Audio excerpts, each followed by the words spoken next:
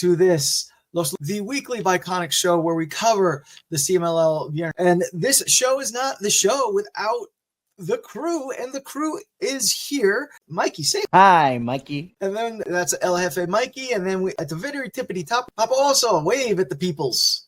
There we go. Awesome.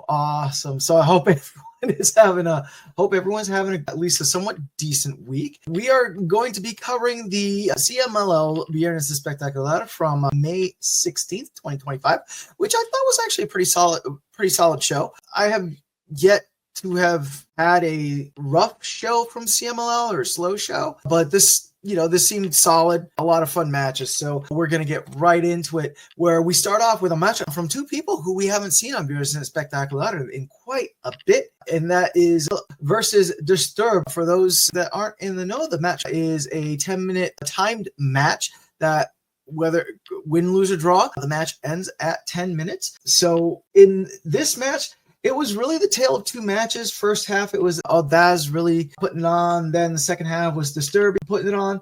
But at 16 seconds, Audaz, he hits a guillotine into a moonsault over the top rope for the 1-2-3 pin on Disturbio on this match. Mikey, what'd you think? Well, okay, I guess we're just jumping straight in, but all good. I actually really enjoyed this one. Again, it has been a hot minute since we've seen either one of these two. I will say, though, I have said it on previous CMLL reviews that it is really nice to see Mr. L in all of this too, because I think he's really solid. I have to kind of agree with Agent Lo-Fi in the chat here that I said it before too, that he's a very good all-arounder, and he's pretty solid all the way through. So I enjoyed this, and then of course, it's been a hot minute for Disturbio as well. So I just thought this was a fun one. Again, I have no complaints about this. I thought this was a lot of fun. No notes, honestly. All right, Papa, also, what do we think? I really liked it. I'm not as familiar with these two. I mean, I know them, but I'm not familiar with them. But I thought they were pretty solid. Is it El Aduaz? Is that how is it pronounced again? Yeah, Audaz. Okay. He was actually, I agree with Mikey. He's pretty solid. I was kind of like, wow, okay, you're good. I thought it was great. It was very action-packed and I think it kind of set the energy for the night. So, yeah. Yeah, it like I said, it was the tale of two matches, in my opinion. One thing I really liked about El Audaz is the extra, as you could say, that he puts into everything. Jumping out of the ring, he has to do a flip out of the ring. So that was really cool. And Agent Lo-Fi, hey, saludos, primo. Sorry, I didn't see you there. I was too busy flipping pages around. So, the life of the tech. Anyway, thank you for getting that info from Informa, and we will go to that later on because we want to get through some of these matches first. So Audaz does pick up the win in this match of Relampago, which brings us to our second match, which pitted Rudo versus Rudo, Blanca Gente Jr. versus Guerrero Maya Jr. and El Cobarde, who's been showing up a lot lately on Viernes Espectacular. This was the best 2 out of 3 fall. Our first fall went to Magia Blanca and Jr. The second pinfall went to El Cobarde and Guerrero Maya Jr. And then our third pinfall went to Magia Blanca and Brillante Jr. for the triunfo of the team of Magia Blanca and Brillante Jr. This was I feel like this kept the energy kicking up a notch, which was great. Let's go to you first, Papa. Also, what did you think? I love this match. I love Magia and Brillante. I personally feel that they were the stars of this. I was watching the two of them the whole time. I mean, the other guys did great too, don't get me wrong, but I was on those two through the whole, and they won. So yay. This was super exciting. This one was fun. I thought this one built on the energy the previous one started. So I really like this one a lot. It was very close to being my match of the night. Very close. Okay, and so I know that more important, not last time, but I know that last time that we saw Guerrero Maya Jr., I gave a little bit of a critique, especially in the last match that we saw him in, but I definitely will say he is definitely rising up in the ranks for, people I really enjoy watching here in Arena Mexico. And I have to agree with you. I think that this match definitely kicked the energy into the next gear, and it kind of helped carry what we were to go see later on in the evening. And again, we are coming up on a year of covering CMLL this upcoming June, which is crazy to say, right? And it's been really fun to see, not just, Maya Jr., but Dante Jr. and just all of these guys kind of stepping it up and doing more and adding more to their repertoire and also their in-rings of how they do things, which is crazy to say because half the time we see bodies flying everywhere and anywhere at this point here in Arena Mexico. But there's such a brilliant way in which that even the small subtle changes, even in this match, definitely helped bring the energy out. And again, this was just this was a fun match between the four of these men.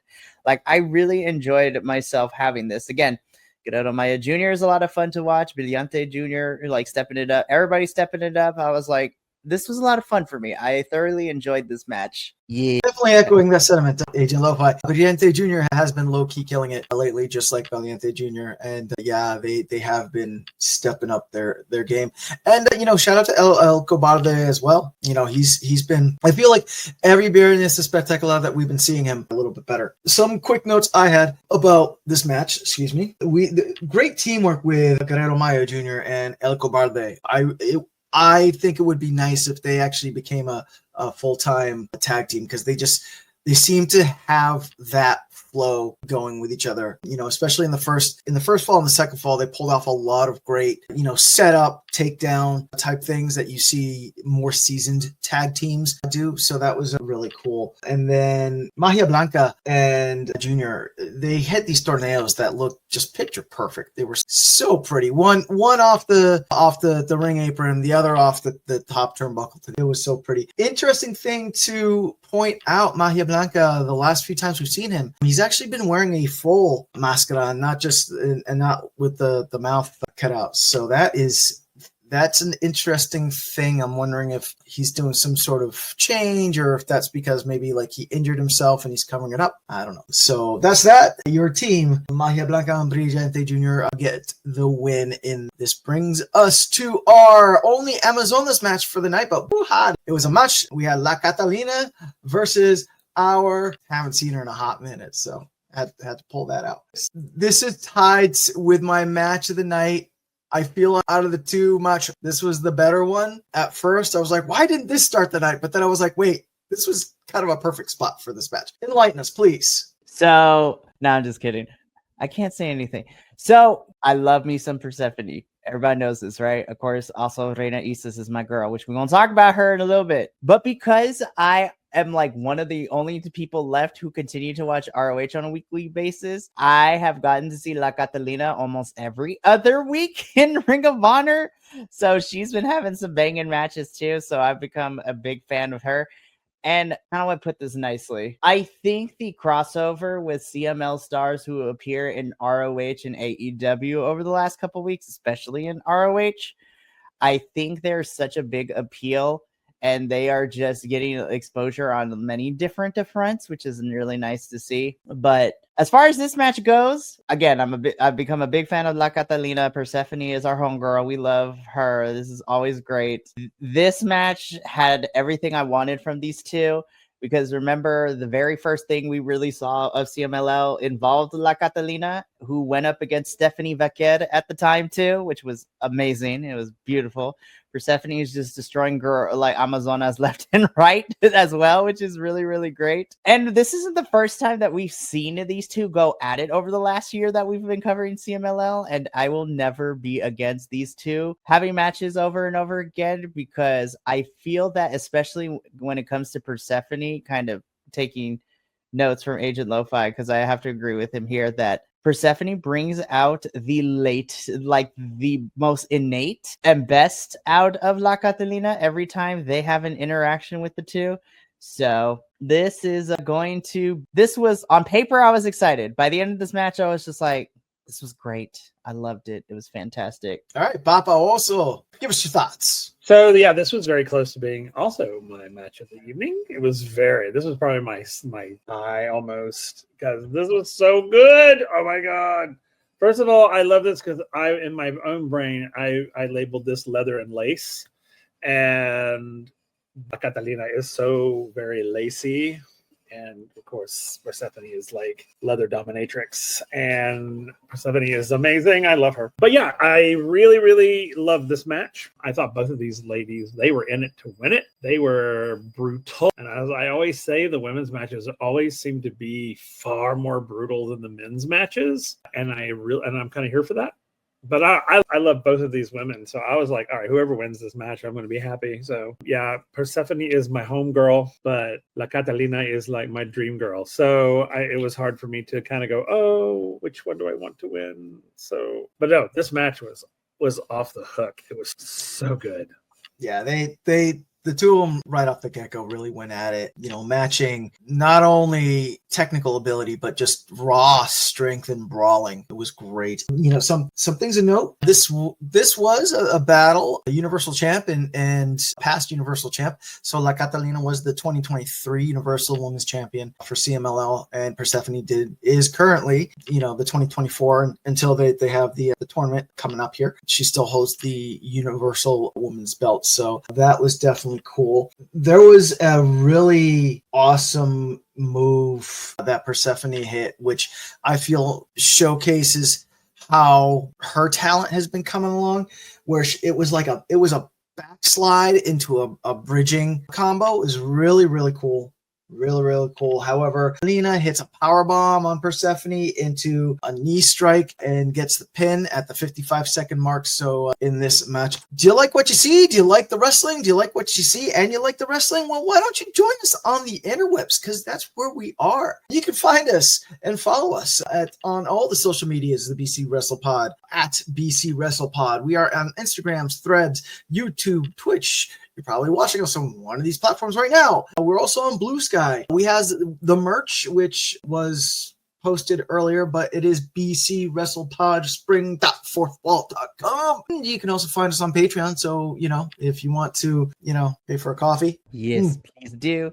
And of course, not only do we have merch for every review team here, including a new one dropping tomorrow night live during our new review team for Defy Wrestling, but we also dropped our Hot Boy Summer Collection. So we are about beach bods, body positivity.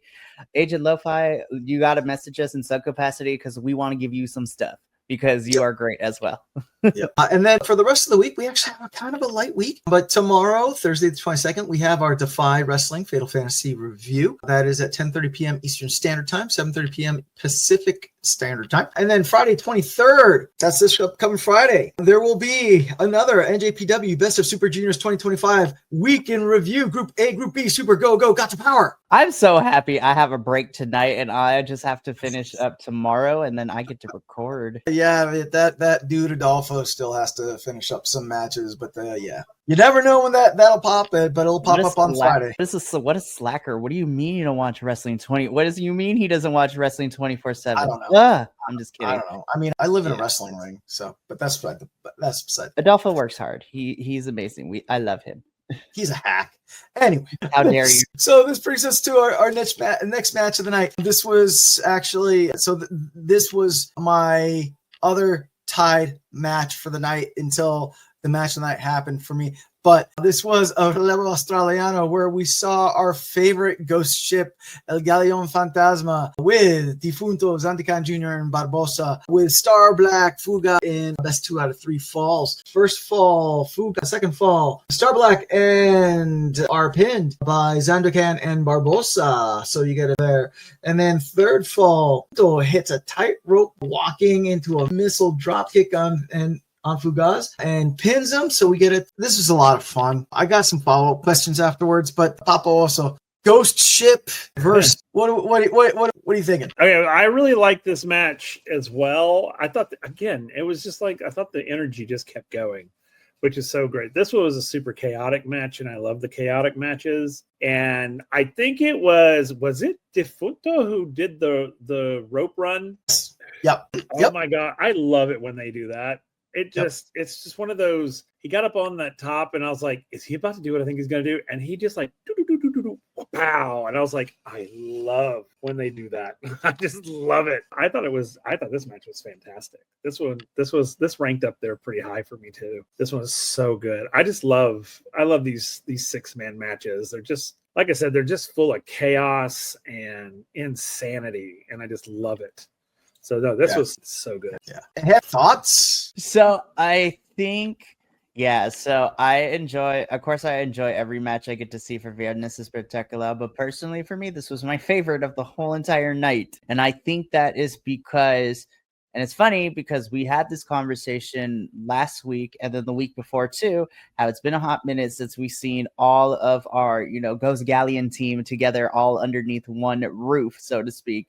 And then when we previewed this last week, I was already anticipating this. And then, of course, given the fact that we are also getting some more newer folks in Fugas, Star Black, and Explosivo who are slowly climbing their way up too, when the chemistry is right between opponents, it just adds that extra layer of awesomeness that a match can have, because the match itself was good and great, but then it ended up pushing it over to my favorite just because of not only all 6 of these men doing what they do best, but I have to agree with Papa Oso here that doing the rope rock is always going to get a pop out of me, because I am, and I can't do all that magic stuff. Yeah, I was so excited I knocked my glasses off. So I always am a sucker for a good rope walk. But I also think because these two trios, if you will, sometimes in wrestling we can tell that when people are like thrown together or are still trying to figure out how to work together as a unit, and then they work well with their opponents too. Everything just seems so seamless. It flowed very well. Everything's in-ring psychology and move-wise made a lot of sense to me, and it also had that energy too. And dare I say, I feel that this had more, playing with the crowd than what we would get in our main event, which was also nice. Was still pretty fun. I think this one was, it blew my expectations, and this ended up being my favorite of the night just because of how exciting it was. And I wasn't sure which way it was going to go by the end of this. So that's always a plus for me. Yeah, definitely. It was nice to see, especially because Junior and Barbosa have, in the last few weeks, have kind of been separate, doing their own things, working with other people, what have you. So to see Gasma back together and working cohesively was beautiful. But these are my 2 follow-up questions. These are very, very serious questions here, topics that we handle here at BC Wrestle Pod. All right, everyone put your serious face on. So my first follow-up question is, should more wrestlers wrestle in ruffled shirts? Papa. Absolutely. The more ruffles, the better. I think that the more flouncy you can be, the more sort of peacocky you can be, sort of puffing out your chest and kind of intimidating the other team. I mean, fluffy, poofy pirate shirts can be quite intimidating. Peacock feathers with boobs. Yes. El Jefe, your thoughts? Ruffled shirts. Should more wrestlers wear basic ruffle shirts? No. Should they go avant-garde with it? Yes. It's either go big or go home with me. And that is I literally put that in my notes too. As our Ghost Galleon team was walking in and just the whole match, I was just like, wearing ruffled shirts? Yes, gay finger wave. Like literally wrote that in my notes. And how the hell did they keep those shirts tucked in? Like, did they have like some sort of gaiters? Was it like a baby onesie that they probably? I don't know, but the entrances and just the whole match, I was just like, this is amazing costume wise, and I think I might be in love, you guys. I don't know. But also, I got to bring up Agent Lo-Fi. Does Fuego fall in this category? Because it's an easy yes. Fuego with all the fringe. We talk all the fringe. Yes. Puffy shirts and fringe wrestlers in 2025. Get it together. Exactly. So my second super serial question that I must ask is Defunto the real captain of Galeon Fantasma? And Jefe, what do you think? So here's my thing, and I'm not going to spend too much time on it because I don't want to bore anybody, because I am a big historical nerd as well. When it comes to the world of piratery, usually, of course, you have a set leader and captain, but there is only one true captain in all of piracy, and that is Defunto. And here's the reason why. Because in the beliefs of, pirate lore and things like that, ultimately, regardless of whether you have an old captain, a young captain, across the races and creeds and all that kind of stuff. Death comes for everyone at some point. So Death is the ultimate captain of the pirate because they ultimately lead said captains and things like that into the afterlife, steering that ship into the nether realm. So Defunto is the true captain of everybody. Indeed. Papa, also, what do you think? I don't know about all that. Death being the captain of everything. No, I'm just kidding. Actually, yeah, that makes total sense. No, but I think, yeah, he's total captain. I mean, yeah, absolutely. I mean, if you look at, even though, Barbosa, he was the captain. I mean, there was nothing around, even in death, he was the captain. Right. And I think that, I think you're absolutely correct. The idea of the sort of leading people from the living to the dead, absolutely. It makes total sense. Yeah. And thank you for joining us for our philosophy moment for the night, good people. So this does bring us to our next match, which this was my match of the night. Best 2 out of 3 falls, which we saw La Familia with El Papa, Rocky Romero, Lord Jr., Los Magnus, and Rui Versio, Flip Gordon, and Star Jr. Alito came out with La Familia, and Que Monito came out with the Técnicos. Didn't need the full 3 because the Rudos took it in 2, Papa also, what'd you think? Your baby daddy was in there. What'd you think? Yes, he was indeed. I hate that they lost, but but that's okay. He can come and cry on my shoulder. I'll help him through it. No, I really like this. Was my match of the night too, mainly because, as you say, my baby daddy was in it. But no, I actually love this whole grouping, and one of the big things about it though is that I was kind of disappointed that it was done in 2. I really wanted more. Because I actually, all of these folks in this lineup I really like, and I enjoy watching them work. And so I thought I loved the match. It was my number 1, but because I just loved everything about it, I just wanted more. I guess that's it. I guess I always want more. I'm a greedy bitch. Yeah. No. This match definitely was too short for whatever reason. It was too short. But what was your take on this? I mean, it was all right. No, just kidding. I was gonna say, I was like, I'm about to get kicked off this review.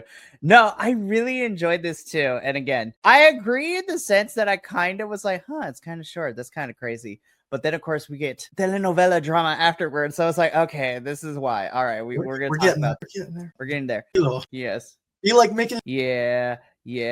I have to agree with Agent Lo-Fi. Papa Rocky Romero is best rudo, and I agree. In both Mexico and the States, too, because he's also a great bad guy. I got to see him, and we were ever so close. I wanted to shake his hand, but he was in character. Anywho, I really like this, and I kind of like the pairing. I mean, the rudo teams make sense, and we'll talk about them in a little bit, but somehow... Templario, Flip, Esfinge, and Star Jr. I was like, this is a little bit of a mixed match of people, but I'm kind of here for this. It kind of works in some capacity. They worked really well. One before we get to the that happened. It was short, but it was proper fun. It definitely was. And in the words of Megan Thee Stallion, this was just bodies on bodies on bodies flying everywhere. Yeah. Can Esfinge get a break though? Like everyone is always going after his masks. Everyone is going after. He challenges Esfinge for his title, for his belt, but like everyone just likes to beat on his. It was like, come on. They're playing by prison rules. You got to beat up the biggest person in the yard.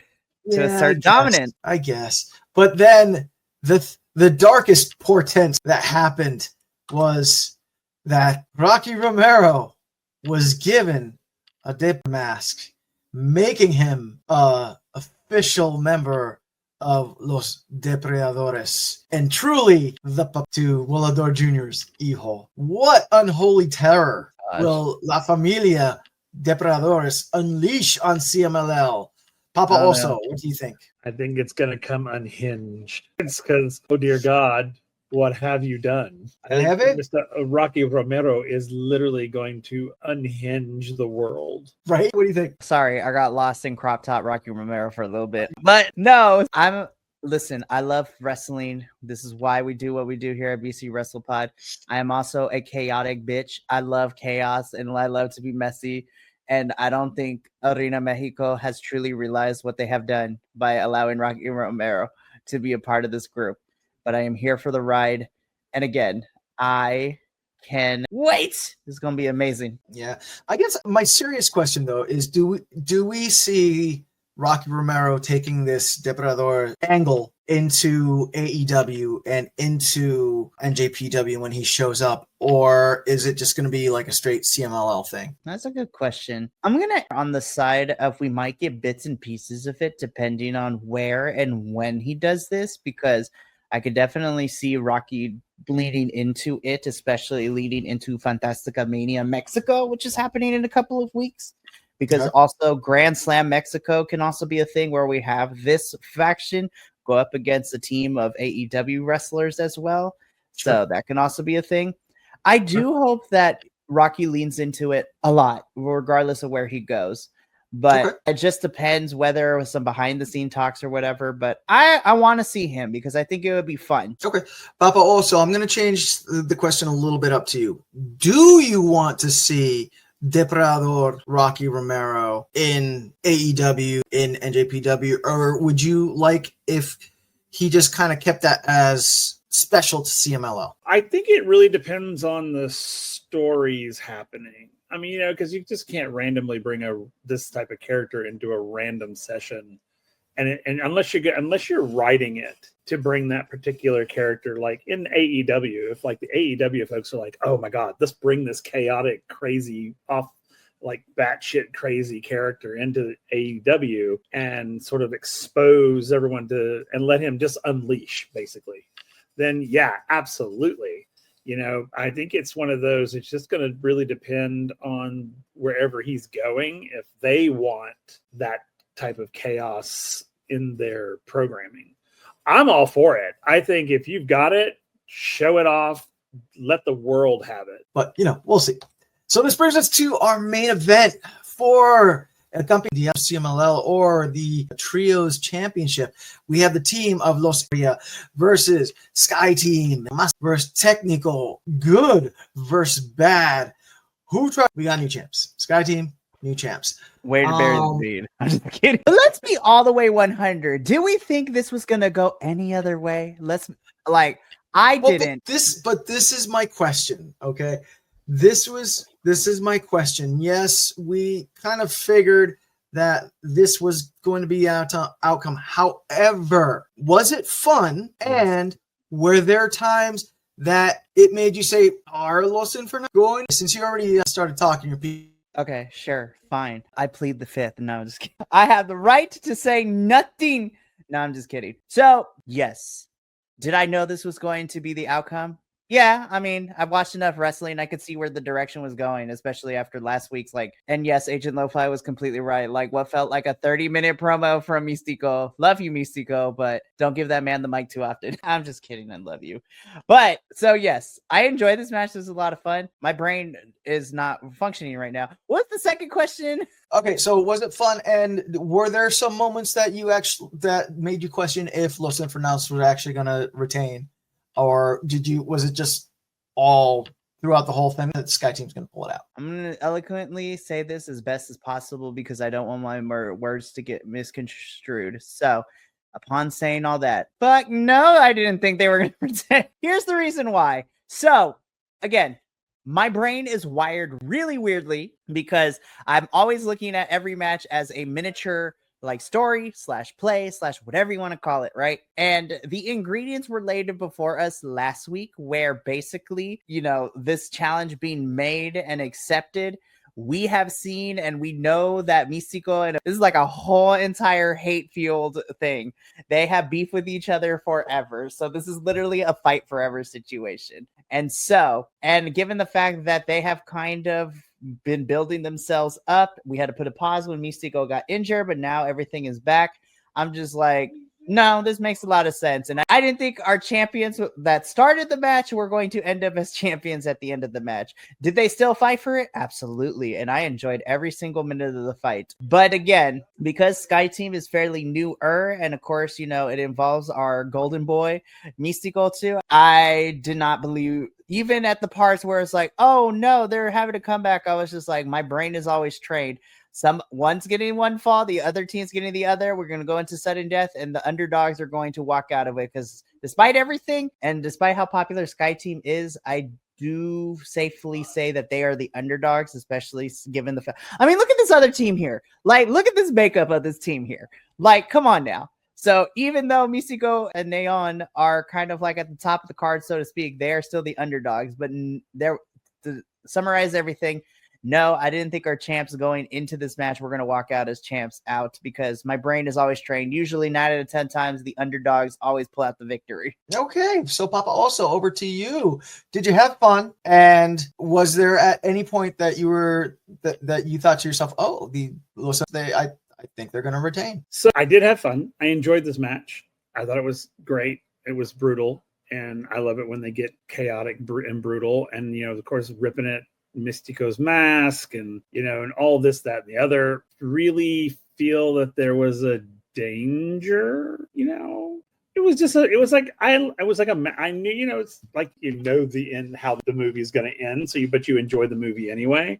That's kind of how I was. It's like, oh, I know how it's going to end. I'm just going to enjoy it just because I get to watch these guys like try to annihilate one another. I mean, yeah, there were a couple of moments where you're kind of like, oh, no, never mind. So, but other than that, no, I really enjoyed it. This was probably the closest to being my actual match of the night as out of the others. But yeah, it was. I enjoyed watching the movie. I knew the outcome, but I enjoyed watching the movie anyway. I agree with Agent Lo-Fi. This was my match of the night. This was a great match. I am on the other side of the fence and my beautiful cohorts in this. I was sucked in by story. There were a few moments where I was questioning if Sky Team was actually going to pull it out. I thought that there were spots where they had. So this was or you have to pin the two teammates, or make the captain submit, or the two teammates submits. Right? We're still following that rule because it's Lucha Libre. And there were some cool setups where like they had the two teammates being pinned, but then the other team captain was being pinned. So like the other team had to like stop that, while they were trying to get the pin, and then it flipped as well. I thought that was really cool. Los just decimated, like focus fired on Místico at he came out of this match bloodied. I mean, not bloodied, but he was, they whooped him. Anytime I get Euphoria doing big boy stuff, give it to me.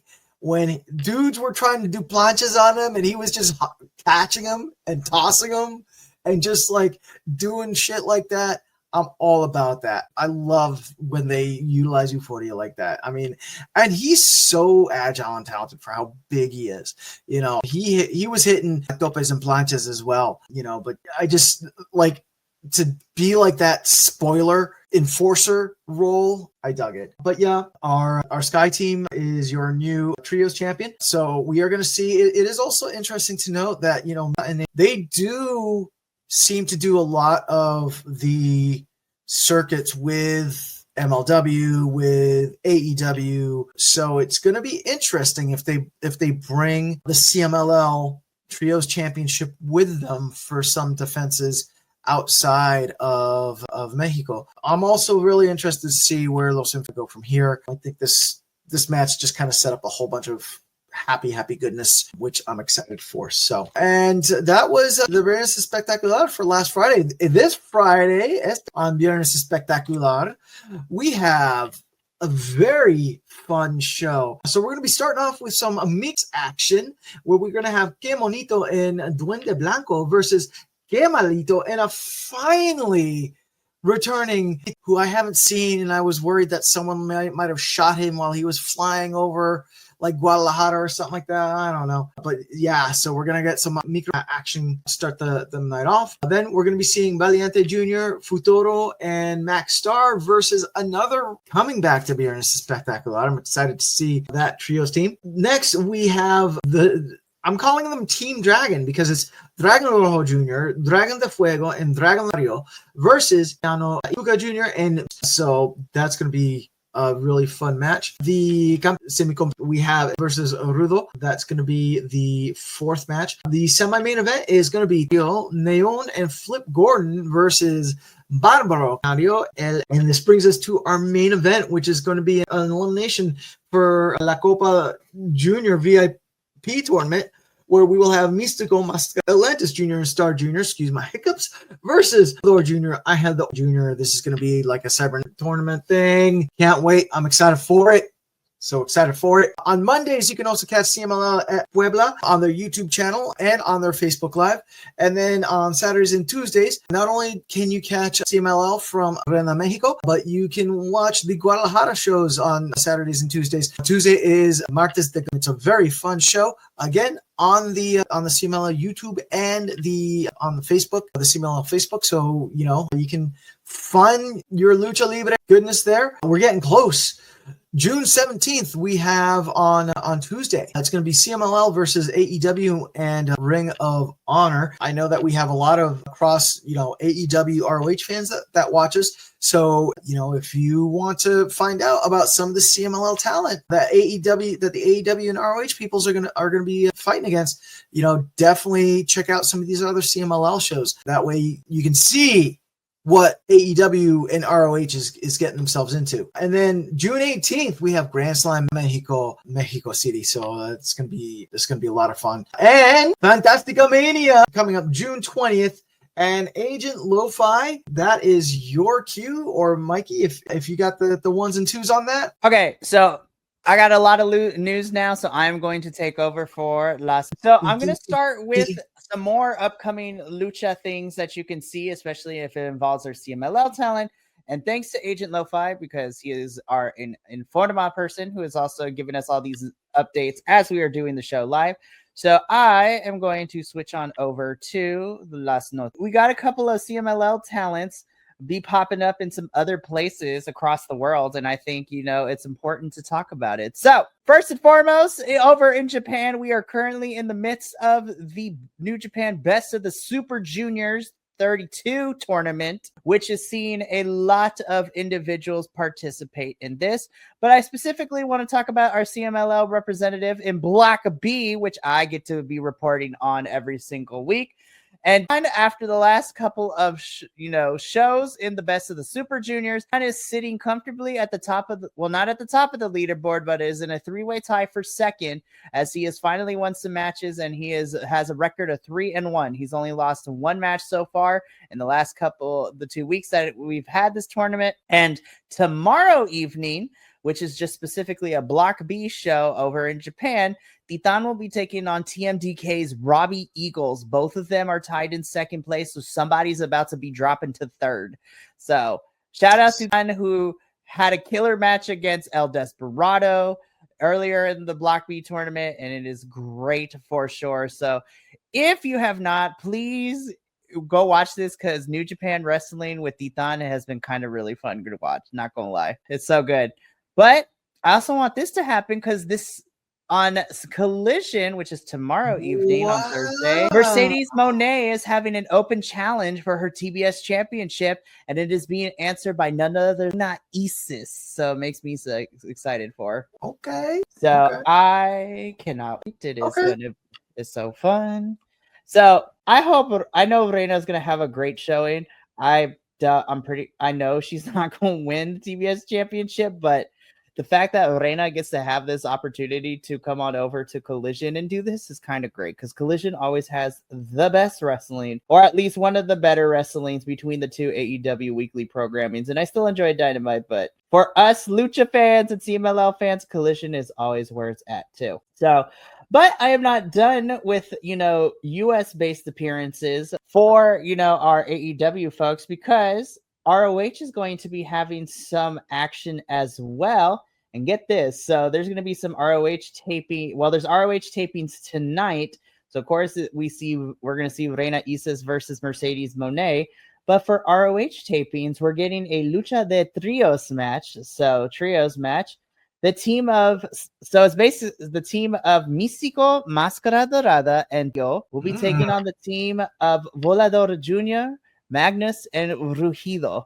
So that ROH match is going to be banging or bussin', as the kids say. So we'll figure all that out. But now let's get into all the stuff because we got a lot to talk about. This is gonna be crazy, right? So I would like to thank Agent Lo-Fi for keeping us updated on everything that is happening. So over the last couple of weeks, we talked about like the June 17th show, which is like the day, like days before, the week of Grand Slam Mexico, and then Fantastica Mania and all that good stuff. So I have to go back and check the full card, but Agent Lo-Fi has notified us on some matches that have been added to both the June 17th and the Fantastica Mania card, and I have the final card for Fantastica Mania 2, which I'll go over.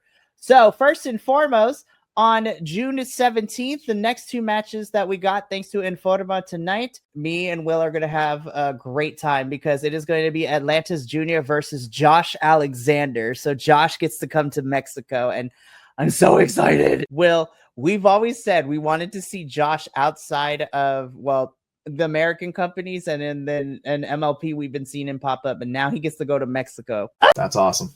I'm excited, but don't touch that dial, kids, because also added to the June 17th show, this is going to be a crazy match, Neon versus Hologram. Nice. I was like, nice. I am so excited. This is great. And then new matches getting added to Fantastica Mania, so hold on to your seats because then I'm going to go over the whole card. Don't know what the order is going to be, but matches added to Fantastica Mania is going to be Kira challenging Red Velvet for the ROH Television Championship, so that's going to be amazing. Then we are getting a full 8-person tag team match in which we are going to be seeing Magnus, Ruhito, and Zandukan all teaming up to take on Rocky Romero, Robbie X, and then the Crew, which is Action Andretti and Leo Rush. So that's going to be a lot of fun. And then a one-on-one mano-y-mano match, Volador Jr. versus Ricochet. Wow. Listen, that's going crazy. The hair versus the bald. That is very true. So there is one more match that got announced for Fantastica Mania, but I'm going to save it as I run down through this card. So Mania, we have Red Velvet versus Kira for the Women's ROH Television Championship. We have La Jarochita versus our girl, Thunder Rosa. So I'm excited about that. As I mentioned, Difunto, Magnus Jr. versus Action Andretti, Leo Rush, Robbie X, and Romero. Guerrero versus Yota Tsuji. So that's going to be a fun match as well. Tomo Takahashi, Shingo Takagi, and Titan versus Francesco Akira and TJP. So we're getting versus United Empire. So I'm excited for that one. Nice. Of course, again, Volador Jr. versus Ricochet. And then for the CMLL Trios Championships. So this is the newest one. Sky Team, which is Mascara Tico and Neon, will be defending their titles against Bandito, Hologram, and I agree with Agent Lo-Fi. The 6/17 show and the 6th Fantastica Mania show in 1 week is all stacked. It's all the hype, but that's not even counting what Grand Slam Mexico is going to include too. I need Will Ospreay to fight somebody in CMLL. That is like my dream.